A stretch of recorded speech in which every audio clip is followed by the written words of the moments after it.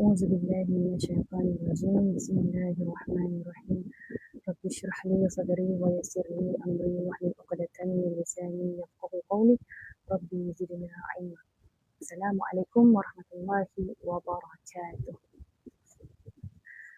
Alhamdulillah, untuk yang baru masuk, terima kasih kerana sudi masuk ke dalam live dakwah Digital Center pada tengah hari ini.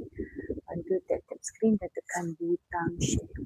Okey, terima kasih semua. Kalau dengar jelas suara saya, bantu komen jelas. Kalau line saya okey, komen bantu line okey. Okey, supaya saya dapat teruskan sesi saya pada tengah hari ini dengan lancar insya-Allah. Alhamdulillah. Terima kasih semua yang baru masuk, bantu tap skrin, tekan butang share terlebih dahulu. Tapi sambil tu saya akan terus mulakan sesi secara memperlahankan rentak supaya lebih ramai lagi rakan-rakan kita dapat masuk pada tengah hari ini insya-Allah. Selamat berhujung minggu bersama dengan ahli keluarga. Waalaikumsalam warahmatullahi wabarakatuh. Terima kasih Puan Kamaria join pada sesi hari Ahad ini. Bukan senang, bukan semua orang mampu untuk join. Setuju tak? Okey. So hanya yang terpilih, insya-Allah hanya yang dipilih oleh Allah SWT. Bukan saya pilih, tetapi Allah SWT yang memilih tuan-puan untuk berada pada tengah hari ini di sini untuk kita meneruskan lagi kembara ilmu kita. Tuan-puan, hari ini kita nak masuk topik baru dalam siri tabiat manusia. Okay? Fitrah yang sering kali kita lupa. Fitrah yang sering kali kita lupa. Terima kasih Puan Kamaria sudi menunggu. Semalam saya minta maaf tak dapat nak live. Saya cuba juga cari masa sebab husband saya keluar, ada urusan kerja di luar, jadi saya kena menjaga anak kecil. Lalu anak kecil yang paling kecil tengah sakit. Tengah sakit. Jadi bila tak sihat ni dia punya meragam tu tak boleh nak lepas. Tak boleh nak passing kat neneknya ke, makciknya ke, tak boleh. Dia nak melekat. Jadi kita terpaksalah cancel. InsyaAllah hari ini kita teruskan perjuangan kita untuk tambah ilmu lagi. Iaitulah kita nak borak tentang apa hari ini. Sebelum ni kita dah borak tentang perumpamaan dalam Al-Quran. Tingkah laku manusia yang Allah umpamakan. Seperti ada yang seperti tumbuh-tumbuhan, kan? Benda yang berada di sekitar kita. Kemudian ada yang seperti haiwan, betul tak? Kemudian ada seperti benda yang tak hidup, kan? Dan lebih kurang dalam 15 perumpamaan yang kita dah go through. Dan sebelum ni juga kita telah pun berbincang, berborak tentang kenapa manusia bertabiat sedemikian, kan? Kenapa dan apakah tabiat semula jadi manusia dalam Al-Quran. Antaranya lebih kurang saya dah share lebih kurang ada dalam 9 ke 10 macam tu. Antaranya ialah bakhil, suka membantah, kan? Kemudian lupa nak berterima kasih, zalim dan jahil, zaluman jahula. Kemudian mengakui ada Tuhan sebagai pencipta. Alhamdulillah. Okay, jadi hari ini kita nak masuk topik baru berkenaan dengan siri tabiat manusia. Masih duduk di bawah tingkah laku manusia, tapi kita nak tengok fokus kali ini iaitulah tabiat yang muncul bila mana kita berinteraksi dengan orang lain, dengan manusia. Okay.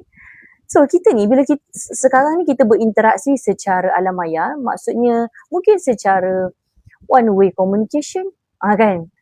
Kalau two way communication mungkin kalau kita jumpa dengan orang, dengan ahli keluarga kita, kan? Hari Sabtu Ahad ni kan, anak-anak, pasangan semua duduk rumah berkerumun, kan? Orang kata bergintil-gintil gitu kan. Bermanja-manja nak Sabtu Ahad ni, nak bersama-sama melakukan aktiviti bersama dengan ahli keluarga. So semua ada dekat rumah. So, itu ada komunikasi, ada interaksi. Okay, di situ adanya interaksi. Jadi kita nak tengok fokusnya adalah hari ini kita nak tengok tabiat yang muncul bila mana kita berkomunikasi dengan orang lain. Tak kisahlah anak-anak kita ke, pasangan kita ke, itu adalah interaksi. Okay? Dan dalam interaksi ini bila mana kita berjumpa dengan orang, kejap lagi nak jumpa dengan kawan, contoh kejap lagi nak jumpa dengan pasangan, nak ajak pergi makan ni, kejap lagi nak jumpa dengan anak. So setiap interaksi ini, setiap interaksi yang berlaku akan muncul macam-macam tabiat. Munculnya pelbagai tabiat.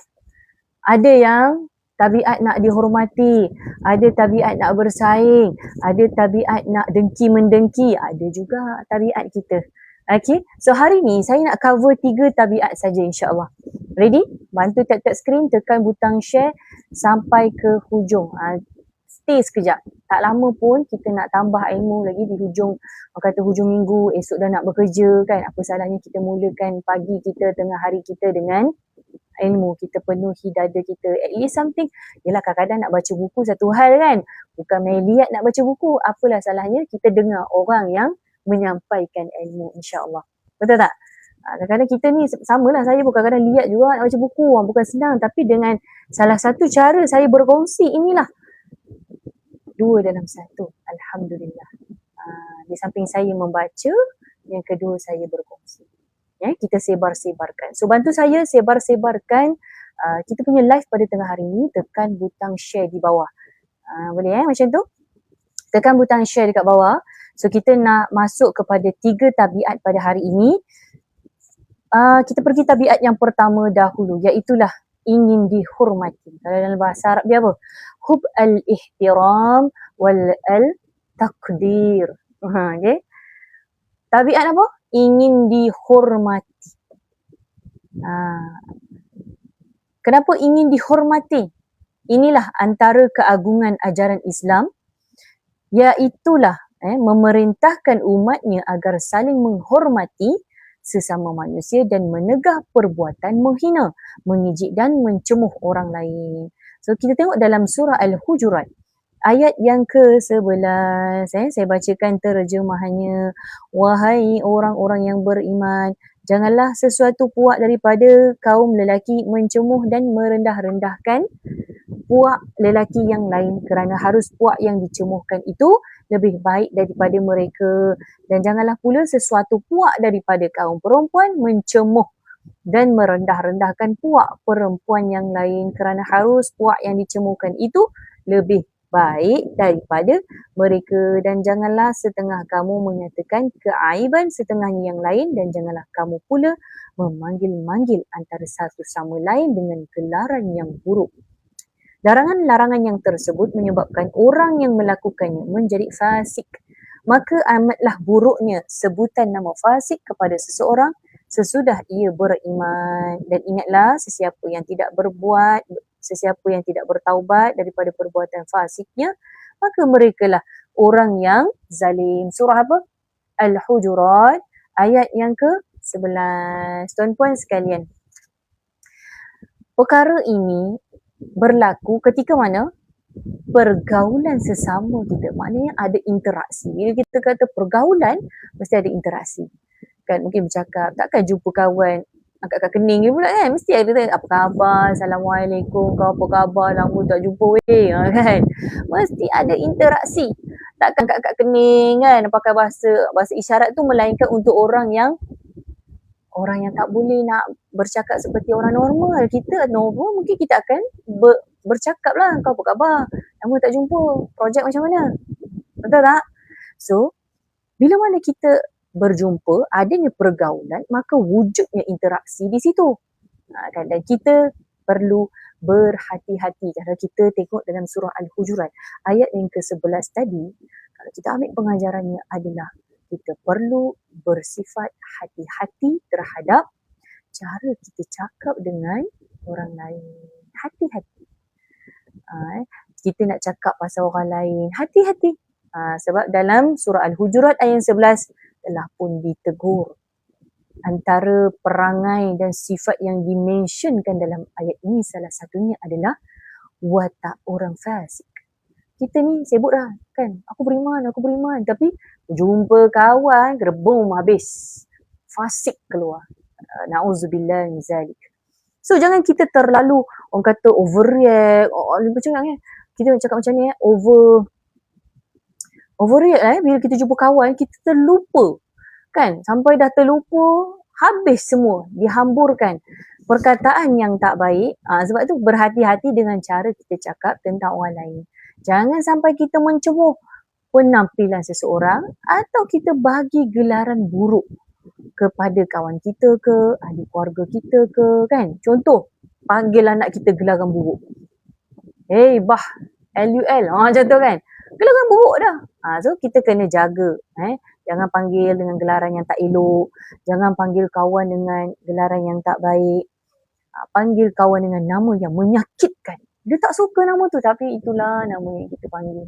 Waalaikumsalam warahmatullahi wabarakatuh. Puan Hamimah. Betul kata Puan Kamaria.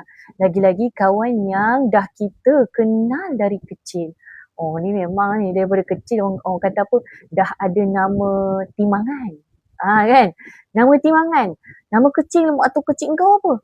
Alah, nama kecil aku ni, apa nama, contohlah kadang-kadang nama betulnya Hamzah tapi panggilnya Cici, contoh kan. Apa kaitan dengan Cici tu? Tak apalah, elok lagi kan. Dah gendut, nampak tu. Kenapa gendut? Yelah masa kecil dia bulat betul perutnya tu, penuh mukanya. Dipanggilnya gendut. Nampak? So kadang-kadang kawan kita tu dia tak suka. Betul tak? Sebab tu dalam surah Al-Hujurat ayat ke-11 tadi, jangan kita mencemuh salah satunya. Jangan mencemuh satu sama lain. Tak kisahlah awak lelaki ke, awak perempuan ke, sama. Jangan kita kata, ni untuk orang perempuan je. Orang perempuan memang dia suka apa orang panggil, label-label. Dia suka label-label. Kalau nak cakap, alah si dah gendut tu lah. Nampak tak? Apa dia? Kawan harap unhappy sebab dah dewasa. So, kalau kawan tak suka, tak boleh. Kita tak boleh nak panggil kawan kita macam tu. So, jangan kita mencemuh ataupun merendah-rendahkan. Mungkin orang yang kita cemuh, orang yang kita rendah-rendahkan, kita panggil dia gendut, boroi, macam tu kan. Alah, siman boroi tu lah. Yang gigi ke depan, hidung ke dalam. Nampak? Kita dah pun melabel-labelkan seseorang. Dan kawan kita tak suka pun dengan label benda macam tu. Betul tak? Maknanya label yang mencemuh dan merendah-rendahkan daripada sudut fizikal seseorang. Itulah perangai kita sekarang ni kan. Tak kisah. Kadang-kadang bukan orang besar je. Kita tengok yang budak-budak kecil sekarang. Budak-budak remaja. Waalaikumsalam warahmatullahi wabarakatuh. Alhamdulillah Nabi khair pun syari. Apa khabar? Okay. Kalau budak-budak remaja sekarang kalau kita dengar dia punya borak tu, bukan main ganas dia cakap dengan kawan dia. Dia panggil kawan dia, oi, bawau dal wauha. Kan? Senang aja. Dia panggil kawan dia gitu, janganlah bawau dal wauha. Itu saya eja lah kan. Tapi kalau dia orang cakap direct je. Kat taman mainan, dengar je lah anak-anak muda sekarang. Panggil kawan macam tu je. Okay? Kenapa? Kita ni, setiap daripada kita ni sebenarnya ingin dihormati. Setuju tak? Maksudnya bukan aku nak engkau sanjung aku macam tu. Bukan. Dia ingin dihormati ni seperti at least panggil nama saya dengan elok pun alhamdulillah saya suka. Sebab nama tu kan mak saya bagi, ayah saya bagi. Panggillah nama saya Sherry. Janganlah panggil saya contoh kan gendut ke boroi. Jangan. Kan saya tak suka. Ya, fizikal saya memang macam tu. Contoh Puan Sherry pinjam nama je ni. Pinjam nama. Panggil je lah Khadijah. Janganlah panggil boroi ke kan. Jongang ke. Betul tak? Orang suka melabel kan. Sebab apa? Setiap daripada kita ingin dihormati. Cukuplah hormat kita sebagai manusia. Aku pun manusia juga. Jangan panggil aku jongang. Aku tahulah secara fizikalnya memang ya kan. Jadi kita pun kena beri penghormatan yang sama kepada orang lain. Kalau kita nak dihormati, cuba bayangkan kalau orang label kita macam tu. Apa perasaan kita? Suka ke kita? Suka tak? Suka tak orang label kita macam tu? Gunalah perkataan yang menggembirakan orang lain kan. Okay. Seperti mana kita suka orang menggembirakan kita, kita pun kena menggembirakan orang lain. Dia begitu. Okay, baik, jom kita tengok lagi tentang ingin dihormati ini. Ingat dalam surah Al-Hujurat tadi kan, kalau balik nanti boleh tengok lebih dalam lagi tentang surah Al-Hujurat ayat yang ke-11 tadi saya kongsikan. Tentang jangan panggil panggilan antara satu sama lain dengan gelaran yang buruk. Ini teguran teguran dalam surah Al-Hujurat. Bukan saya yang nisyid ni daripada ayat Quran ni dah bagi tahu dah. Jangan panggil orang dengan gelaran yang buruk. Okey? Larangan-larangan ini yang tersebut menyebabkan orang yang melakukannya menjadi fasik. Jaga-jaga ni. Jatuh fasik. Nama kata kau ni kan. Kata beriman, dah kata IC Islam kan, nampak, tapi boleh jatuh fasik sebab apa? Sebabkan perbuatan. Okey, boleh? InsyaAllah. So mudah-mudahan kita bertaubatlah, istighfar. Kalau pernah buat, astaghfirullahalazim, ya Allah, aku pernah menyakiti hati orang dengan cara macam ni. Aku pernah dalam berinteraksi, dalam aku bergaul dengan kawan-kawan, aku pernah panggil kawan aku macam ni kan, sampai kawan kadang-kadang rasa sedih, terasa, kadang-kadang dia tak cakap dengan kita, dia cakap dengan kawan yang lain. Setuju tak? Kan? Kadang-kadang dia cakap, Senah tu panggil aku ni, aku terasa tau. Nampak kan? Terasa. Okay? Panggil lah aku elok-elok, aku pun manusia juga macam kau, macam dia kan. Panggil aku elok-elok, nama aku ada, bukan nama mak bapak aku tak bagi, mak bapak aku bagi nama elok kan, panggil elok nama aku kan. Contoh Tegahan Allah Subhanahu Wa Taala, surah Al-Hujurat ayat 11 tadi, satu tegahan daripada Allah supaya kita tidak merendah-rendahkan orang lain. Ditegaskan pula oleh sabda baginda Rasulullah yang menyuruh umatnya untuk saling menghormati.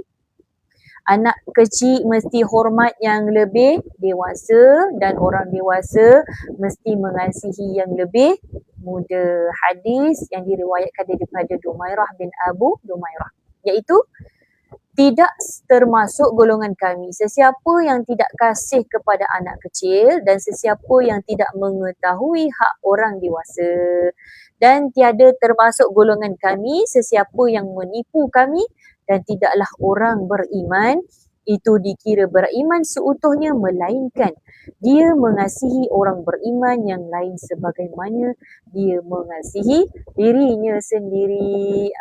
Hadis riwayat Tabrani. Sahabat-sahabat sekalian, hadis Nabi ni juga mengajar kita untuk saling hormat menghormati. Okey? Kena hormat. Al-Quran juga dah menyatakan secara khusus antara orang yang wajib dihormati dan dimuliakan. Siapakah dia? Okey, kalau Nabi kata kena hormat, okey, siapakah golongan yang perlu saya hormati? Setuju tak? Itu persoalannya. Kemudian, ada satu firman Allah dalam surah Al-Isra ayat 23. Allah berfirman, dan Tuhanmu telah perintahkan supaya engkau tidak menyembah melainkan kepadanya semata-mata dan hendaklah engkau berbuat baik kepada ibu bapa.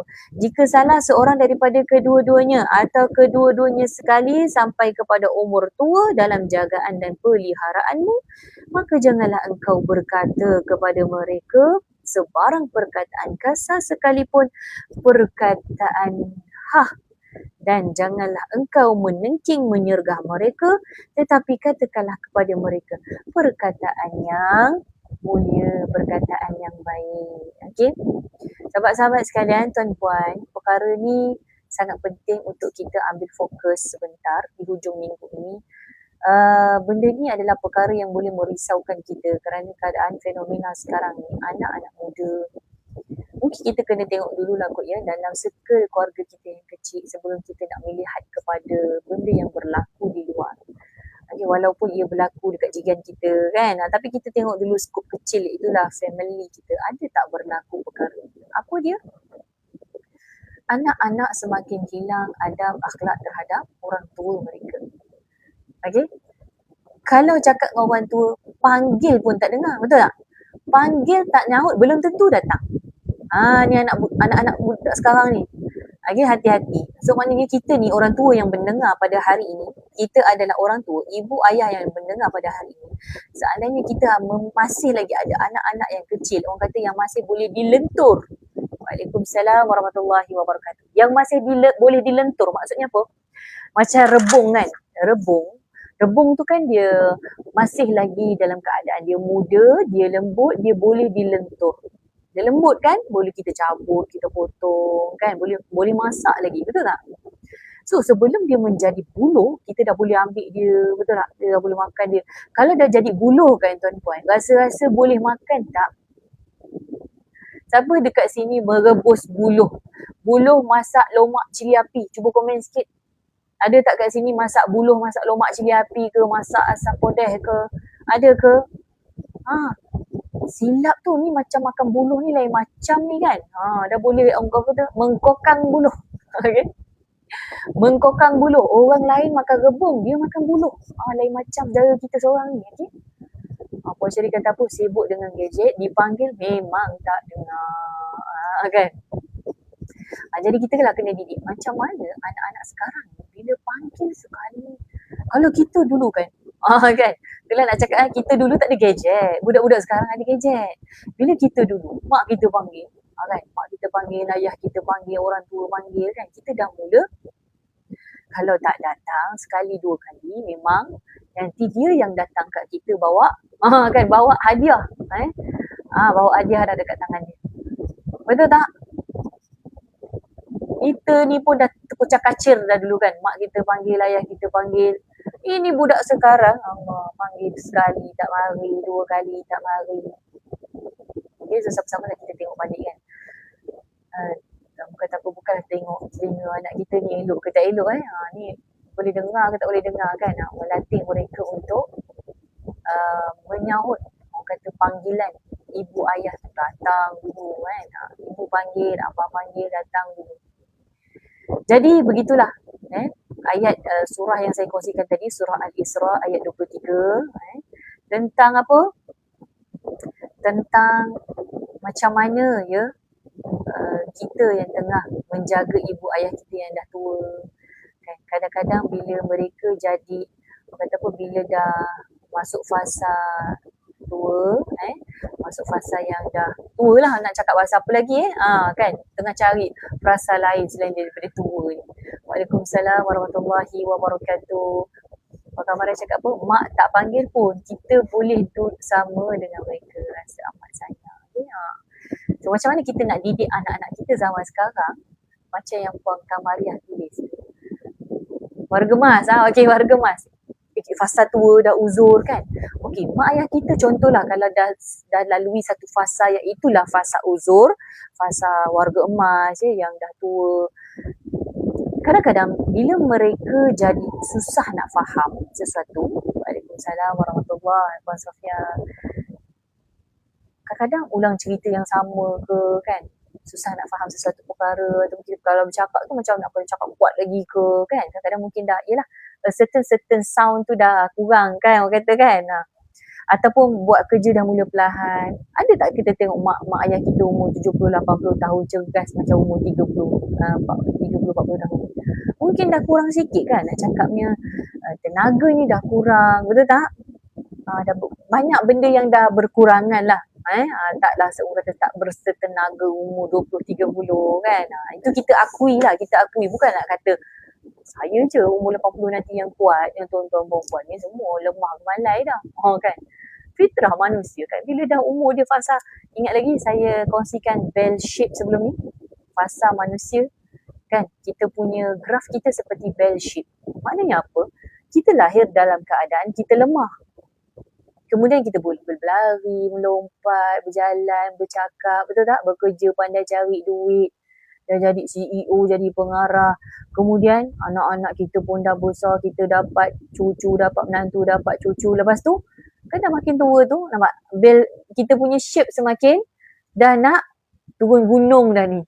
Dah turun gunung dah kembali kepada fasa seperti mana kita baru dilahirkan, baru umur setahun, 2 tahun, 3 tahun. Itu fasa yang tak berapa, kata apa, masih lemah, masih perlu bergantung kepada mak ayah. Kan? Kita baby, kita umur setahun, 2 tahun, 3 tahun, 4 tahun. Kan kita bergantung lagi kat mak ayah kita kan? Kan kita dah boleh survive. Tuan-puan kat sini special ni, boleh survive sendiri ni. Dah orang kata apa, dah pandai cari rumah sewa sendiri lah.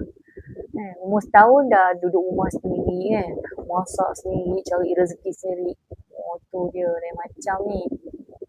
Kan masa 1 tahun kan kita masih bergantung kat mak ayah kita. Tengok anak-anak kita pun sama kan. Cucu-cucu kita ke kan. Cucu umur setahun, 2 tahun, 3 tahun, 4 tahun, 5 tahun. Semua masih bergantung kepada mak ayah masing-masing. Mana ada cucu umur 9 tahun duduk rumah sewa. Kan melainkan tu lah anak saya lah. Tak sabar nak pergi cari rumah sewa sendiri. Bila dah umur 60 tahun lebih memang semuanya akan kurang, semua kurang. Tenaga kurang, kekuatan dah kurang. Penglihatan pun dah kabur kan. Gigi mula gugur. Semua dah berkurang kan. Tak dinafikan benda tu, kita fitrah kita kan. Bukan semakin kita mencecah umur 100 semakin kita gagah kan. Gagah ni pelik ni macam makan mutah badang kata orang kan. Okay, legenda apa cerita ni lah kan. Cerita konon-konon lah kan. Makan mutah badang lah apa jadi kuat kan. So tak mungkin kan. Kita mengenali dunia kehidupan bila dah berada alam pekerjaan. So kita ada fasa kita lah lengkungan dia seperti bell shape, seperti gunung. Begitulah. So samalah berlaku dekat orang tua kita dan bukan berlaku kat orang tua kita je. Dan kita pun akan menyusuli. InsyaAllah direzekikan Allah umur panjang. Kita akan lalui juga fasa seperti mana ibu dan ayah kita. Kan? Okay? Dan bila kita tengok keadaan mak ayah kita yang dah semakin warga emas, dah uzur, banyak benda yang yelah tak larat ke dia nak buat kerja, mungkin dia punya kekuatan pun dah kurang kan. Kita mungkin tanpa sedar lah kadang-kadang kita jadi tak sabar, kita jadi terkasar kan. Yelah kita waktu tu fasa tengah bekerja sibuk kan. Bekerja sibuk, anak pula kecil kan tengah sekolah. Jadi kita punya keadaan dengan mak ayah kita sometimes bukan, yelah kalau kita tengok dunia sekarang pun kan, kalau kita tengok kat diri kita tengok kat orang lain, berlaku tak benda ni? Kalau tak berlaku kat diri kita, tengok berlaku tak kat orang lain? Kat jiran kita ke, kat saudara mara kita ke, dekat masyarakat ke, ada tak orang macam ni? Mesti ada. Sebab apa? Sebab itu wujudnya rumah-rumah orang tua. Setuju tak? Sebab itu wujudnya rumah orang tua sekarang ni. Kalaulah setiap anak sayang dekat mak ayah, setiap anak semua kan boleh menjaga mak ayah ketika mak ayah dia tu, tak ada wujudnya rumah orang tua tu kan. Tak wujud. Sebab apa? Semua anak-anak kat dunia ni, satu dunia ni menjalankan tanggungjawab dia dengan baik, menjaga mak ayah sehinggalah mak ayahnya tu kan. Tak apalah, kita muhasabah je lah diri kita kan. Kita tengok balik berlaku tak dalam keluarga saya perkara ni. Kadang-kadang bila kita tak sabar kita mudah melenting, tercakap kasar dekat mak ayah kita sendiri. So ayat ni dalam surah Al-Isra, ayat yang ke-20 tadi, inilah ayat nasihat, ayat peringatan kepada kita. Alhamdulillah hari ni kita baca sama-sama ayat peringatan ni untuk kita ingatlah nanti mak kita dah tua kan, ataupun sekarang kita dah ada orang tua kita kan yang dah uzur ke, yang kurang sihat, orang kata kan kurang kemampuan daripada sudut tenaganya dah lemah. So ayat ni menegur kita, memberi nasihat kepada kita, jangan kamu berkasar kan, jangan kamu berkasar dengan orang tua kita kan. Walau seteruk mana pun lah itulah kita pun, saya pun ingatkan diri saya juga kan, walau seteruk mana, penat mana pun diri kita ni, penat letih dengan anak kecil kan, kena pula kerja sendiri kan, pendapatan pun mungkin kadang-kadang turun naik kan, dengan letihnya mungkin kan bekerja cari rezeki kan, buat pula kerja ekstra, bawa Grab ke kan, tambah berniaga lagi pagi sampai petang kerja office, malam buka gerai, nampak tak? So penat tak tu? Penat, ada keletihan dia. So mudah-mudahan bila mana kita dalam keadaan seteruk mana pun kita, dalam kita keadaan letih sekalipun, kita dapat jagalah supaya kita tidak sesekali cakap perkataan yang boleh menyakiti ibu dan ayah kita. Ini adalah apa? Amanah dan penghormatan daripada siapa? Allah SWT meletakkan khas kepada kedua orang tua kita. Dalam ayat ni, surah Al-Isra ayat 23, Allah berpesan, jangan engkau menengking ataupun menyergah mereka, tetapi katakanlah kepada mereka perkataan yang mulia, iaitulah wa qul lahuma qawlan karima. Cakaplah perkataan yang mulia, yang bersopan santun. Kita kena buat pilihan hidup yang semakin macam syabah. Betul Puan Mariam. So, semuanya ada pilihan kan. Kita ni memang penat kan. Tapi pilihan kita lah. Kalau kita rasa macam nak termarah, kita boleh jadi marah. Ataupun yang kedua, kita boleh undur daripada situasi kemarahan, reda-redakan diri dulu. Macam tu kan. Di isu senja ni saya sentiasa berdoa yang baik-baik untuk anak-anak dan berdoa mereka sentiasa menyayangi saya. Amin. Puan Halimah, semoga anak-anaknya menyayangi, menyantuni orang tua kita kan. Okey, jom kita tengok tabiat yang kedua manusia bila mana dia berinteraksi, iaitu dah berkomunikasi, dia berinteraksi sama kan. Maknanya dalam pergaulan lah ya. Manusia ni dia nak apa sebenarnya dalam pergaulan, dalam berinteraksi. Kalau kita sebut interaksi ni maknanya benda ni adalah dia berlaku bila mana kita dengan orang tua kita ke, kita dengan anak-anak kita ke, ataupun dengan pasangan lagi, dengan kawan tempat kerja, dengan jiran. Ni komunikasi lah ni, berinteraksi. Adanya pergaulan, maka akan munculnya tabiat-tabiat manusia ketika mana dia bergaul. Antara yang kita dah bincangkan tadi, yang pertama tadi apa? Itulah apa tadi? Yang pertama tadi, ingin dihormati, kan? Contoh dah bagi dalam surah Al-Hujurat dan juga surah Al-Isra, kan? Ada dua surah saya kongsikan. Okey, sekarang kita nak masuk kepada tabiat yang kedua. Okay, iaitulah tabiat yang kedua ini nama dia persaingan, tanafus. Persaingan dalam hidup bermasyarakat, persaingan memang selalu wujud, betul tak? Tak payah tengok jauh je lah, tengok kat anak-anak kita, masing-masing nak bersaing, betul tak? Persaingan sihat, dia ada dua persaingan, satu bersaingan sihat, satu lagi yang tak sihat. Ada persaingan. Okay? Kita ni dalam kita bergaul akan ada satu tabiat kita, iaitulah persaingan, tanafus. Bila mana kita hidup bermasyarakat, persaingan ni memang wujud. Jangan kata tak ada, dalam rumah saya tak ada. Kalau tak ada maknanya dia duduk seorang lah, baru tak ada persaingan. Okay? Tapi bila mana dia duduk dengan manusia lain, maka adalah persaingan di situ. Okay? Tabiat yang wujud dalam setiap masyarakat, okey, dan persaingan dalam mengumpulkan harta kekayaan, lagi nak dapatkan kuasa, persaingan, pengaruh ke, nak dapatkan kemasyhuran ke, dan lain-lain banyak lagi. So tabiat ni dia ada dua pilihan. Ada berapa? Ada dua. Satu, dia boleh jadi negatif. Sebab apa? Sebab dia tidak dipandu oleh nilai-nilai agama. Sebab itu jadi tanafus yang negatif, tanafus yang terkeji. Terkejilah. Kemudian, dan dia boleh jadi tanafus yang baik, yang terpuji apabila dia dipandu oleh nilai agama, moral dan etika.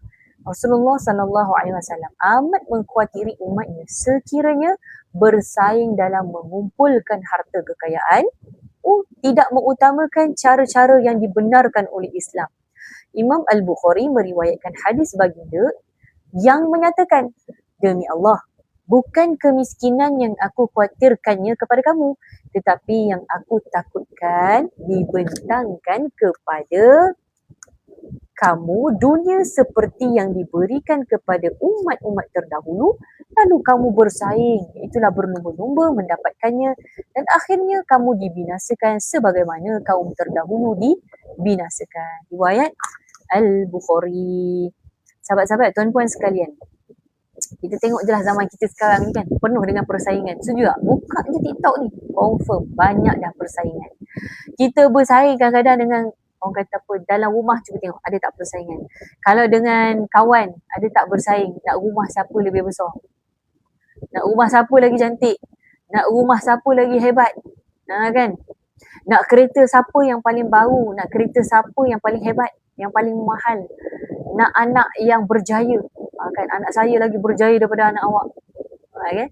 Bahkan kita ni boleh jadi bersaing dalam sekecil-kecil perkara seperti apa? Siapa masak paling sedap, kan?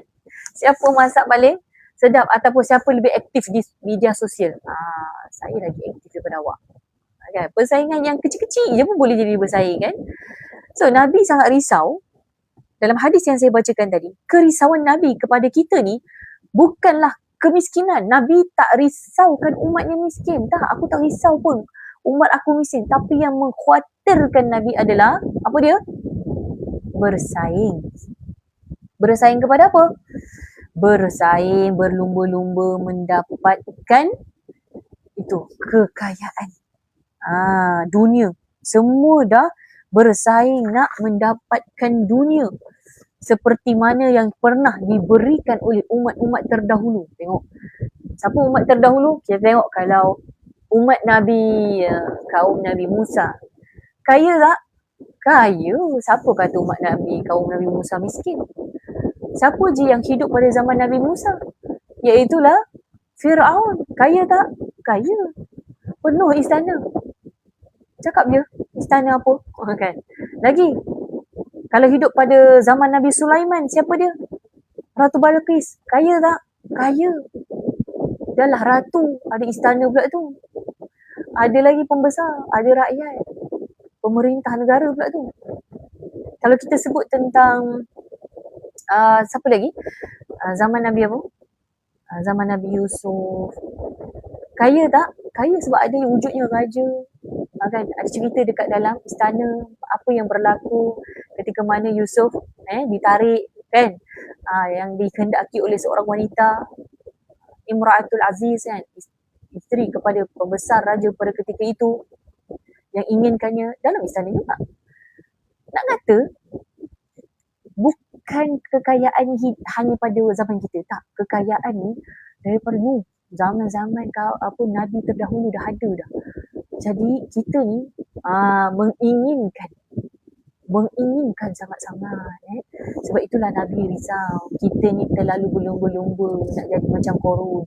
Ya, memang kita tak kata aku nak jadi Korun, bukan. Tapi tindakan kita mengumpul harta tu dah sama perangai macam Korun. Itulah nak katanya kan. Dah berlumba-lumba seperti nak menginginkan seperti apa yang pernah diberikan kepada umat-umat terdahulu. Ya, Korun tu memang dah mati dah ditelan dah dengan harta-harta yang sekali dalam bumi. Tetapi boleh wujud sikap Korun itu pada diri kita, kat zaman kita ni, sekarang ni kan. Masing-masing berlumba-lumba nak rumah siapa paling besar, rumah siapa paling cantik, kereta siapa paling mahal, anak siapa paling bijak. Risau tak? Kita dalam kerisauan anak-anak akan susah pada masa akan datang. Program pada cakap kan. Inilah zaman mak-mak sekarang kan. Risau anaknya nanti kalau aku mati ni ke mana-mana hartanya ni kan. Kan. Risau. Jangan berlagak, jangan ujung. Okay. So jangan berlumba-lumba yang ke arah yang Nabi sebut ni iaitulah nakkan dunia itu sangat. Nakkan dunia itu sangat. Bahkan benda kecil pun boleh jadi persaingan. Yang tak berapa sihat. So Nabi risau kepada umat dia, bukanlah risau sebab kita ni miskin. Tak. Nabi tak risau kalau kita miskin.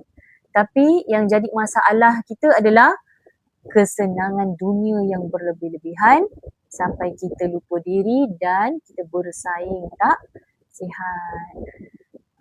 Okay? Bersaing yang tak sihat. Persaingan yang dibenarkan apa dia? Cuba komen dekat bawah. Apakah persaingan yang dibenarkan? Adakah semua perkara persaingan tidak boleh? Maka tak bolehlah ada competition macam tu. Kita kan sekarang hidup pada zaman competition, betul tak? Pergi mana-mana ada competition, tak payahlah kat sekolah pun sama juga ada competition. So, boleh tak tulis dekat bawah? Apakah bentuk persaingan yang dibolehkan? Apa dia? Kalau yang tak boleh tadi itulah daripada sudut keduniaan kan, sampai kita boleh menjatuhkan orang lain, mensihir orang lain, mensantau orang lain. Sebab apa? Aku tak boleh tengok dia kaya daripada aku. Habis santau orang. Betul tak? Kita ni kan, tapi mudah-mudahan bukan kita lah contoh ni bagi contoh. Orang kata masyarakat. Okay, tak boleh tengok orang senang, tak boleh tengok jiran tu berniaga, tak boleh tengok kedai hujung sana tu ada orang buka juga Melayu pula tu, lepas tu buka restoran, jual makan tengah hari sama macam kedai aku. Tak boleh. Dia santau, hantar sihir. Itulah dia perangai. Nampak? Tak boleh tengok orang lain buka kedai, habis disantaunya.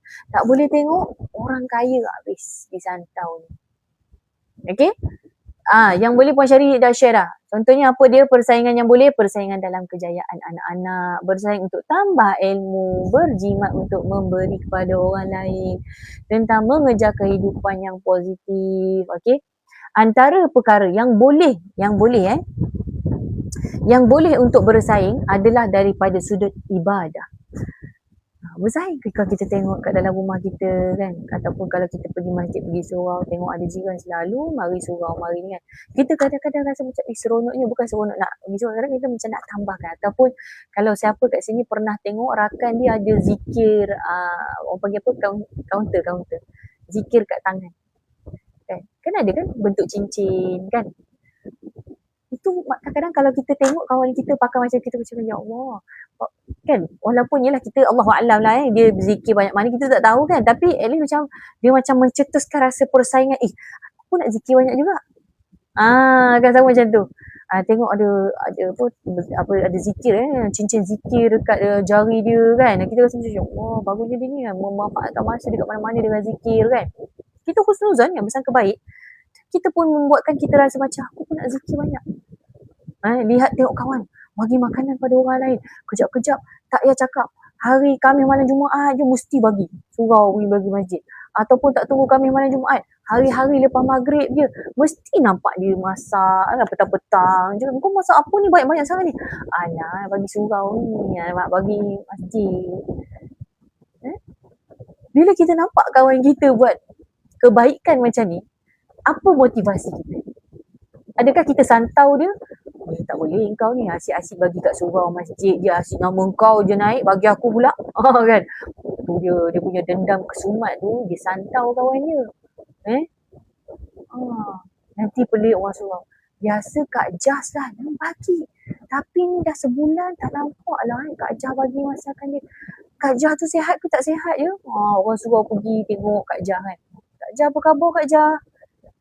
Kak Jas dah sakit dah. Apa Kak Jah? Tak boleh masak dah. Tak boleh masak lah Imam. Kenapa Kak Jah? Alah, biasalah Imam. Sakit ni, sakit tu. Kan? Dah berubat pergi hospital dah. Doktor kata tak ada apa-apa. Elok semua sihat. Dah berubat ni. Kata kan, syifa dah. Gitu Rukiah dah. Semua dah. Betul lah Saya buat ni lah. Saya buat cerita lah ya. So nampak? Kesian kawan tu, disantaunya. Dia dah masak elok-elok sedap-sedap, kita tak boleh kan. Tak boleh ni, kau masak sedap sangat ni. Okay. Saya segan nak guna, nanti orang cakap acah-acah baik. Segan nak guna tu tadi tasbih jari tu Goreng bihun bagi jiran untuk breakfast pun boleh. Nampak macam satu pinggan je kan. Rasa macam tak banyak sangat lah. Satu pinggan je. Boleh lah perut jiran sebelah seorang je makan. Kalau hati tu ikhlas kan nak memberi, benda tu lah yang dikira oleh Allah SWT. Bukan senang nak buat kebaikan Puan Sofia kata. Okay. Dia sebenarnya Puan Sofia, kebaikan itu senang untuk dilakukan. Yang susah itu adalah niat untuk menjaganya. Okay? Kadang-kadang buat baik tu senang je. Macam yang contoh pengkawan kata apa, alah kita dah halang-halang masak bihun untuk keluarga kita hari ni hari Sabtu, ramai anak-anak cucu-cucu datang, bagilah jiran sebelah tu sikit, kan dapat satu bekas pun jadilah kan. Dapat satu bekas tu jadilah. Senang tak buat kebaikan? Senang. Tapi yang susah itu adalah niat di dalam hati. Itu yang susah. Sebab apa? Orang yang dah buat baik ni, syaitan tak kacau dah. Dia tak kacau yang tu, dia hantar yang lain. Okay? Syaitan ni, orang yang dah buat baik, dia tak akan kacau orang tu buat baik. Dia akan biarkan orang tu buat baik. Tapi apa yang dia kacau? Dia akan kacau, dia akan cucuk jarum halus pada kebaikan yang kita buat. Iaitulah bentuk-bentuk penyakit hati yang saya pernah kongsikan sebelum ni. Siri-siri sebelum ni ada bentuk-bentuk penyakit hati. Antaranya adalah riak, ujuk, takabur, sombong. Benda ni lah dia cucuk. Nanti dia kata, bagus lah kau bagi jiran sebelah makan. Nampak? Itulah kau. Itu cucuk jarum halus syaitan tu je. Dia kata aku, bagus. Wajib. Kalau kau sedap, aku kau bagi jiran sebelah. Cucuk macam tu je. Riak dah naik dah. ambil lah gambar tunjukkan Facebook ke kat WhatsApp supaya orang tahu kau masak apa ni. Kan? Bisik macam tu je, sekejap settle dah kerja setan. Senang. Buat baik senang tak? Senang. Buat baik senang, tak susah pun kan. Senyum, senang je kan. Cakap benda yang baik, buat kebaikan juga. Sedekah, sekecil-kecil perkara, membantu orang. Banyak kan, buat kebaikan banyak, Masya Allah. Banyak sangat benda boleh buat baik. Setelah kita celik mata sampai kita tutup mata, banyak benda perkara kebaikan yang boleh kita lakukan. Tapi itulah, Puan Kamaria kata, iblis memang jahat sangat. Kan? Hashtag, iblis memang jahat. Okay? Itu memang kerja je Puan Kamaria. Kita tak boleh kata, tolonglah lucut jawatan iblis, janganlah jahat sangat, kesianlah kat saya. Tak boleh. Memang dah tanggungjawab. Seperti mana kita menerima tanggungjawab daripada Allah SWT sebagai khalifah, sebagai hamba Allah. Itulah jawatan kita sampai kita mati, sampai kita menghadap Allah. Dan begitu juga dengan iblis, bila mana jawatan dia adalah iblis, jawatan dia adalah jahat, sampai sudah ke kiamat pun itulah jawatan dia yang tak boleh dilucutkan. Kan? Allah dah bagi dah jawatan tu. Samalah, Allah dah bagi dah jawatan kat kita macam ni. Kan? So, kita lah kena jalankan kita punya tanggungjawab. Jawatan tersebut. Jadi tuan-puan, Islam tak larang semua bentuk persaingan. Ingat bersaing boleh tak? Boleh, tak salah pun. Tapi nak bersaing daripada sudut apa? Ibadah kan. Tengok kawan yang macam tadi kan, juga bagi makan kan. Kita pun rasa macam bermotivasi lah nak bagi juga. Lagi daripada sudut ilmu kita tengok kan, rajin betul Puan Kamaria ni kan, selalu masuk pergi majlis-majlis ilmu. Kadang-kadang hujung minggu kalau tanya, Puan Cik pergi mana? Alah, pergi seminar dekat Gombak tu. Kan? Tiap-tiap minggu kalau tanya je seminar, tanya je bengkel, tanya je masjid sana kan. Semua dia hadir. Kita yang dengar ni pun kita rasa macam, wah seronoknya kan. Allah bagi sihat, tambah lagi ilmu, dengar lagi kan. Majlis ilmu. So daripada sudut ilmu. Kemudian harta yang disedekahkan. Benda tu boleh kalau kita nak bersaing. Kita tengok, kawan kita kan rajin sedekah kat masjid, kat surau, kat tahfiz, kat rumah anak yatim, kat rumah orang tua, tolong orang susah, adik-beradik. So benda tu satu motivasi untuk, bukan motivasi untuk kita santau dia, tapi motivasi untuk kita pun follow langkah tu. Aku pun nak buat jugalah. Kan? Papan Long kata, Papan Long kata tajuk apa? Okey, tajuk kita sebenarnya adalah tabiat manusia, tingkah laku manusia bila mana dalam pergaulan, dalam berinteraksi, kita ada tabiat yang muncul, tingkah laku. Kita panggil tabiat ni macam PL lah, PL yang muncul dalam diri kita. Antaranya adalah yang awal tadi tentang apa? Yang muncul iaitulah ingin dihormati. Kita ni kalau dalam berinteraksi dengan kawan, ke dengan saudara, dengan pasangan, kat rumah ke kat luar ke kat tempat kerja, kita ada perasaan nak dihormati. Seperti mana saya berikan contoh dalam surah Al-Hujurat dan surah Al-Isra' tadi. Kemudian yang kedua, iaitulah perasaan yang muncul, tabiat yang muncul dalam kita bila mana kita berinteraksi dengan manusia adalah kita ini nak apa? Nak apa tadi? Lupa dah. Nak ada persaingan, persaingan lah, persaingan, suka nak bersaing. Ni yang tentang persaingan yang kita tengah bincangkan kan. Okeylah, saya masuk yang ketiga teruslah ya. Apakah yang ketiga, tabiat ketiga kita adalah dengki dan permusuhan. Al-hasad wa al-udwan. Hasad, dengki merupakan sifat personality abnormal dan bentuk tingkah laku jahat. Itulah dia tentang dengki dan permusuhan. Itulah tabiat ketiga kita. Bila mana kita berinteraksi sesama manusia, ada tabiat apa? Dengki dan permusuhan. Macam dah cover kan tadi kan? Dah termasuk sekali dah waktu saya bincang-bincang tadi. Sifat dengki ni biasanya muncul sebab apa?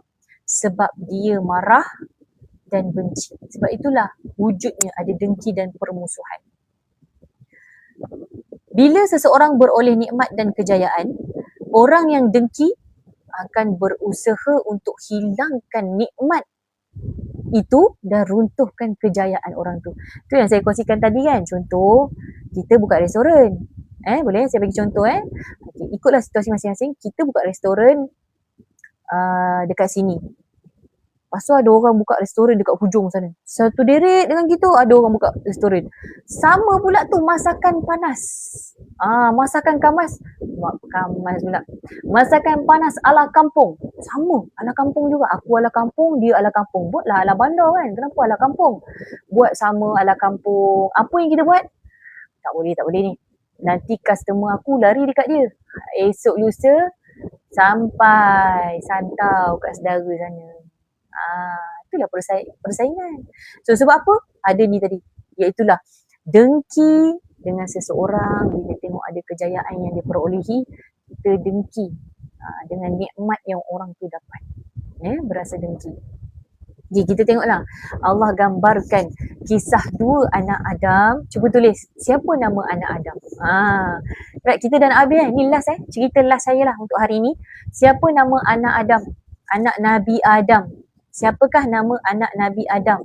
Cuba tulis dekat ruangan komen. Siapakah nama anak Nabi Adam? Alhamdulillah, terima kasih. Jazakumullah khair kepada semua. Jazakumullah khair. Iaitulah Habil dan Qabil. Habil dan Qabil ni adalah anak kepada Nabi Adam. Iaitulah manusia pertama yang wujud di muka bumi ini.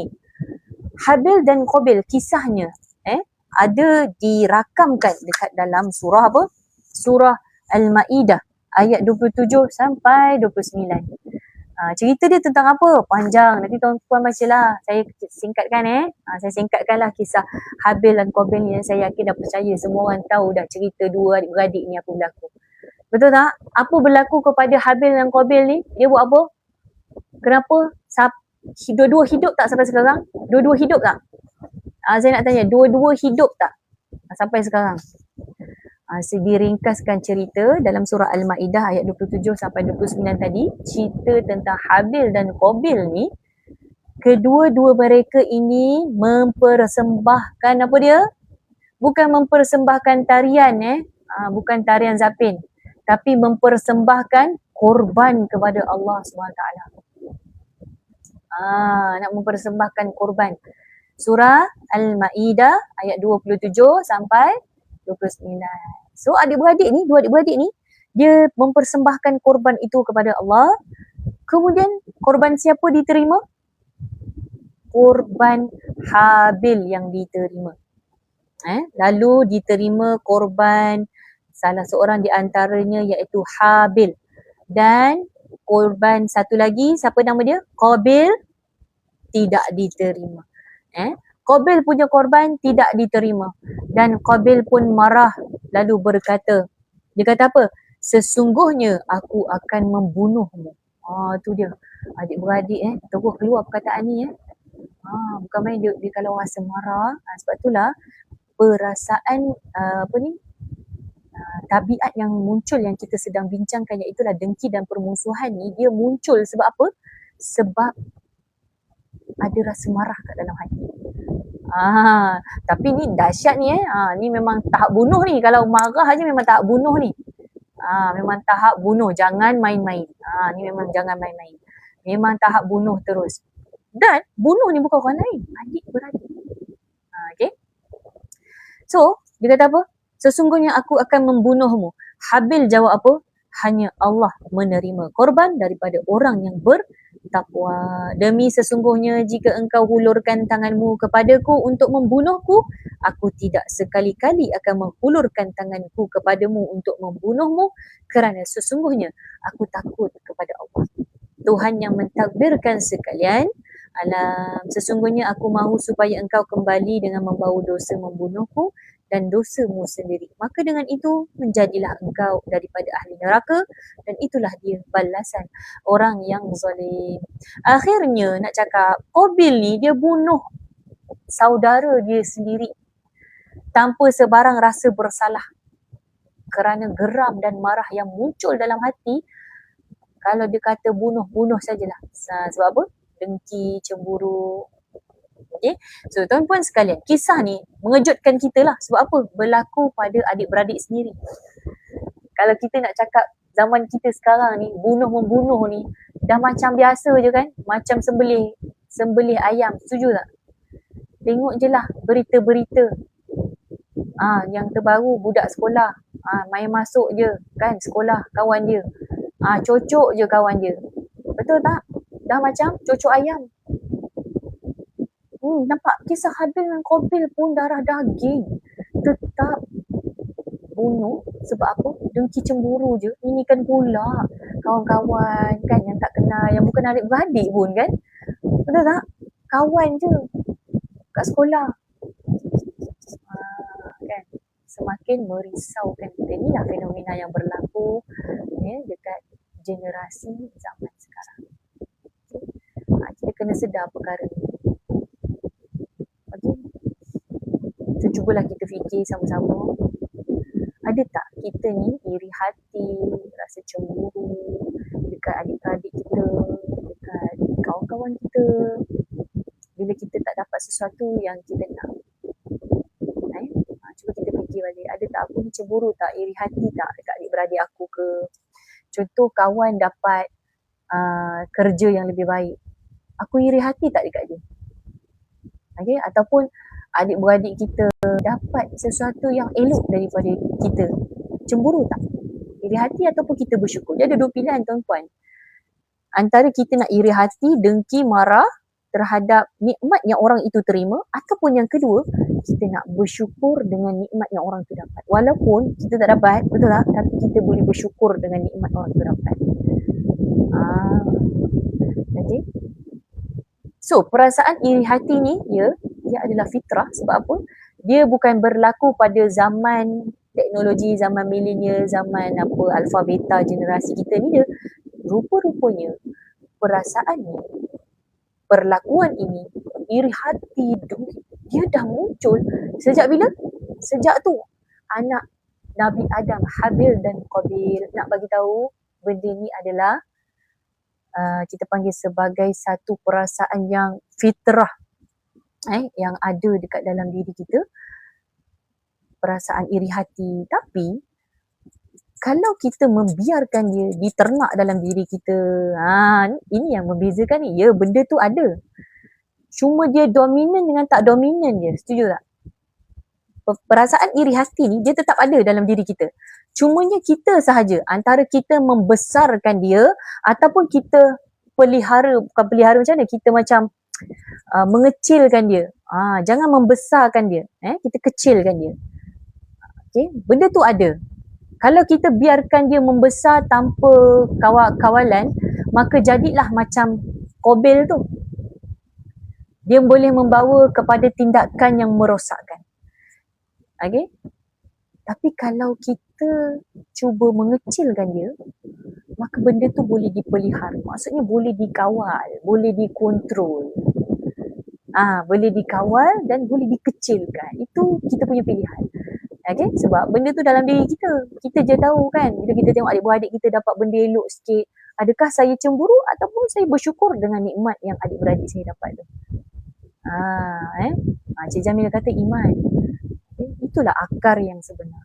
Dia bersumber kepada akar yang kukuh, iaitulah iman. Kalau ada iman di dalam hati kita, kita pandang nikmat siapa-siapa pun lah, adik-beradik ke, anak kita ke, ibu ayah kita ke, saudara mara kita ke, bila kita pandang dengan pandangan iman,